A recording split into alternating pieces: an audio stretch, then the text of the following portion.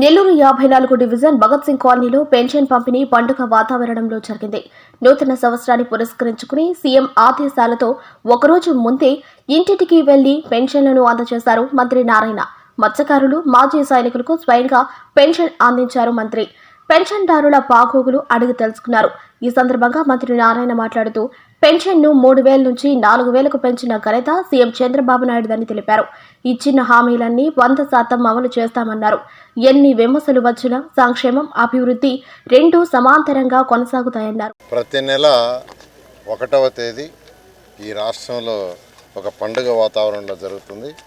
ఎందుకంటే గౌరవనీయ ముఖ్యమంత్రి గారు ఏదైతే పెన్షన్స్ 3,000 నుంచి 4,000 చేయటం కానీ, వికలాంగులకు 6,000 చేయటం కానీ, కిడ్నీ లాంటి క్రానిక్ పేషెంట్స్ ఎవరైతే ఉన్నారో వాళ్ళకి 10,000 ఇవ్వటం కానీ, లేదా బెడ్ మీద ఒక అటెండర్ సపోర్ట్తో ఉండే వాళ్ళకి 15,000 ఇవ్వటం కానీ, ఇవన్నీ ఎలక్షన్స్కి అయిపోతానే వెంటనే ఇంప్లిమెంట్ చేశారు. రాష్ట్ర ఖజానా ఖాళీ, 10 లక్షల కోట్ల అప్పు.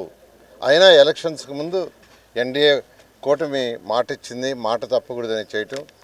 దానికి ప్రతి నెల 1వ తేదీ తెల్లవారు 6 నుంచే ఈ పెన్షన్స్ డిస్ట్రిబ్యూషన్ జరుగుతుంది. అయితే ఏదైనా 1వ తేదీ కానీ ఏదైనా వేరే కారణాల వల్ల హాలిడే కానీ ఏదైనా వస్తే ముందు రోజు ఇవన్నీ ఆదేశించారు. రేపు జనవరి 1 కాబట్టి అధికారులకు కానీ వాళ్ళకి కానీ ఎవరికి ఇబ్బంది కాకూడదని 31వ రోజు ముందు రోజు ఈరోజు ఏమని ఆదేశించారు. దాని మీద ఈరోజు యాక్చువల్గా నెల్లూరులో ఈ యొక్క భగత్ సింగ్ కాలనీలో ఈరోజు ఈ పెన్షన్స్ డిస్ట్రిబ్యూషన్ చేయడం జరిగింది. వారి ఆనందానికి హద్దులు లేవు. పెన్షన్స్ డిస్ట్రిబ్యూట్ చేస్తుంటే వాళ్ళు ఇంత తెల్లవారు మీరు వస్తారని మేము ఊహించలేదండి అని వాళ్ళ ఆనందానికి హద్దులు లేవు. ఈ విధంగా ఈ రాష్ట్రంలో గత ప్రభుత్వం చేసిన అనేక అవకతవకల వల్ల ఖజానా ఖాళీ అయి అప్పుల పాలైన ఈరోజు గౌరవనీయ ముఖ్యమంత్రి గారు ఏదైతే ఎలక్షన్స్కి ముందు మేనిఫెస్టోలో పెట్టారో ఒక్కటి కూడా తూచా తప్పకుండా చేసుకుంటూ వస్తున్నారు. ఒక్కటి కూడా తూచా తప్పకుండా తల్లికి వందనం కింద 10,000 కోట్ల రూపాయలు ఒకే రోజు 68 లక్షల మంది పిల్లలకి వేశారు. 68 లక్షల మంది పిల్లలకి 10,000 కోట్ల రూపాయలు ఒకే రోజు యాక్చువల్గా తల్లికి వందనం కింద. అది మాట చెప్పాం, మాట తప్పకూడదని. అదేవిధంగా మహిళలకి ఆగస్టు 15వ తేదీ ఉచిత బస్సు ప్రయాణం ఎలక్షన్స్ ముందు ఏదైతే చెప్పారో తూచా తప్పకుండా దాన్ని ఇంప్లిమెంట్ చేయడం జరిగింది. అదేవిధంగా దీపం పథకం కింద మహిళలకి 3 గ్యాస్ సిలిండర్లు ఉచితంగా ఇవ్వటం. ఏదైతే మాట చెప్పాం ఎలక్షన్ ముందు మాట తప్పకూడదని. అన్నా క్యాంటీన్లు 204 అన్నా క్యాంటీన్స్ని 2014-19లో స్టార్ట్ చేస్తే గత ప్రభుత్వం మూసేసింది. ఎందుకు మూసేసిందో తెలీదు. కేవలం 5 రూపాయలకు చక్కగా రోజు ఈ రాష్ట్రంలో 2,25,000 మంది భోంచేస్తుంటే అలాంటి అన్నా క్యాంటీన్ని దారుణంగా మూసేస్తుంది. అవన్నీ ఓపెన్ చేసాం. అంతేకాకుండా మరొక 75 అన్నా క్యాంటీన్స్ కూడా శాంక్షన్ చేశారు. అవి కూడా ఆల్మోస్ట్ ఫైనల్ స్టేజ్లో ఉంది. జనవరి ఎండింగ్ లోపల అవి కంప్లీట్ చేసి వాటిని కూడా ఇనాగరేషన్ చేయడం జరుగుతుంది. అదేవిధంగా మత్స్యకారులకు 20,000 ఏదైతే ఇస్తామని చెప్పామో మాట తప్పకుండా వాళ్ళకి ఇవ్వటం జరుగుతుంది. అదేవిధంగా ఆటో డ్రైవర్ సోదరులకి ఏదైతే 15,000 ఇస్తామన్నామో మాట తప్పకుండా ఈరోజు 15,000 ఇస్తున్నాం. అదేవిధంగా ఇమాములకు నెలకు 10,000, మౌజములకు 5,000, అదేవిధంగా పాస్టర్లకు 5,000, జూనియర్ లాయర్లకు 10,000. మెగా డిఎస్సి కండక్ట్ చేసి 16,000 మందికి యాక్చువల్గా టీచర్ పోస్ట్ ఫిల్ చేయడం జరిగింది. అదేవిధంగా హోంగార్డులకి 5,735. ఇవన్నీ కూడా ఖజానా లేదు, ఖజానా ఖాళీ. గత ప్రభుత్వం ఖాళీ చేసిపోయింది. 10 లక్షల కోట్లు అప్పు చేసింది.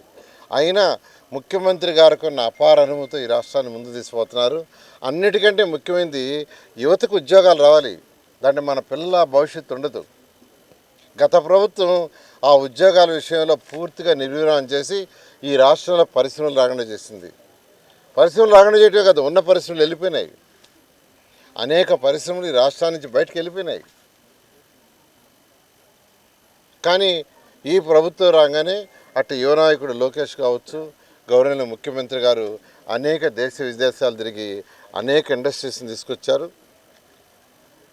మొన్న విశాఖపట్నంలో సమ్మిట్ పెడితే దాదాపు 13.5 లక్షల కోట్లకి అగ్రిమెంట్లు అయినాయి, ఎంఓయూలు అయినాయి.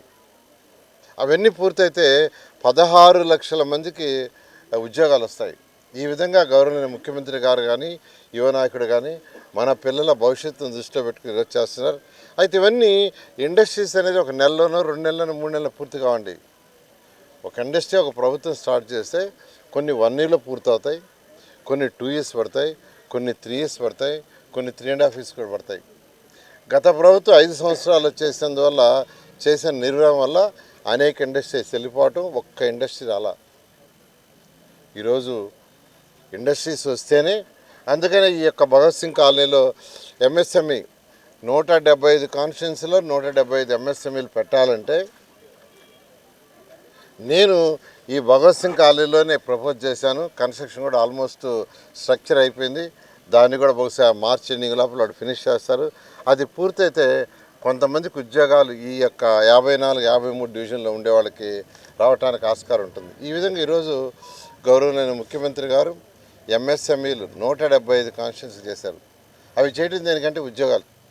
ఈ విధంగా ఈరోజు ఈ రాష్ట్రంలో ప్రజా పరిపాలన జరుగుతుంది. కానీ కొంతమంది నాయకులు ఏం మాట్లాడతారో ఎందుకు మాట్లాడతారో తెలియదు. ఏం మాట్లాడతారో ఎందుకు మాట్లాడతారో.